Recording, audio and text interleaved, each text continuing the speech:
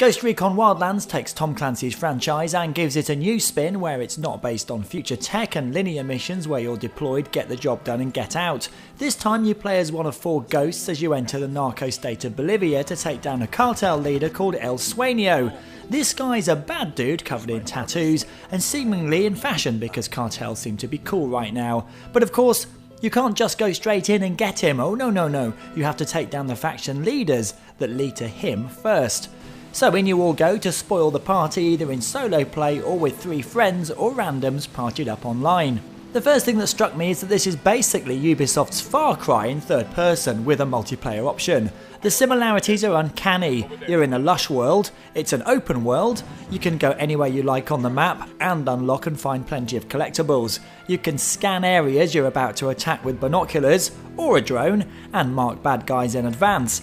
And there are even radio stations with voices interrupting the broadcast with witty or insightful remarks as you drive.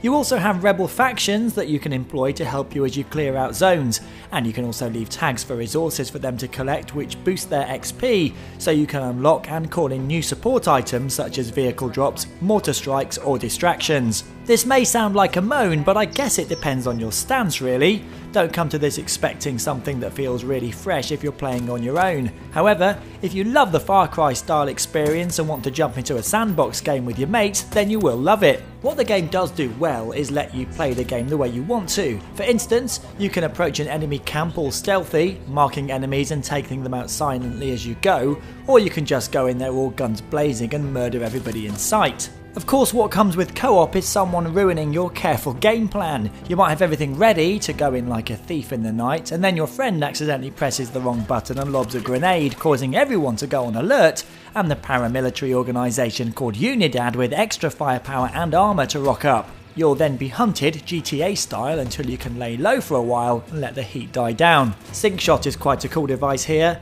In solo play you can mark people for AI teammates to kill Captain Phillips style as you all take a shot at once.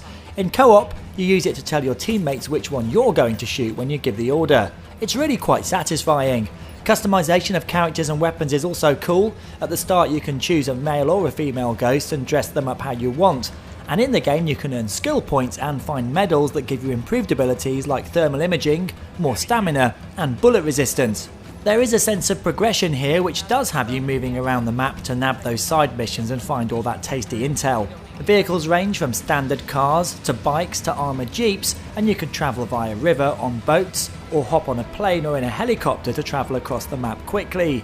Helicopters are really tricky to control though. I get how a real helicopter works, but if in a game I hold RT to give thrust and push forward, I don't expect the thing to nosedive into the floor, even though I do know that's what would happen in real life.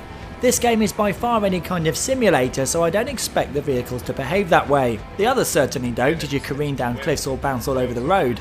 Ghost Recon Wildlands is certainly very rough around the edges and gets repetitive very quickly, but it does have that Moorish quality where you see an objective on the map and can't help stopping yourself to achieve or collect it. It's also a lot of fun when playing solo or in co-op, so it gets 7.5 out of 10.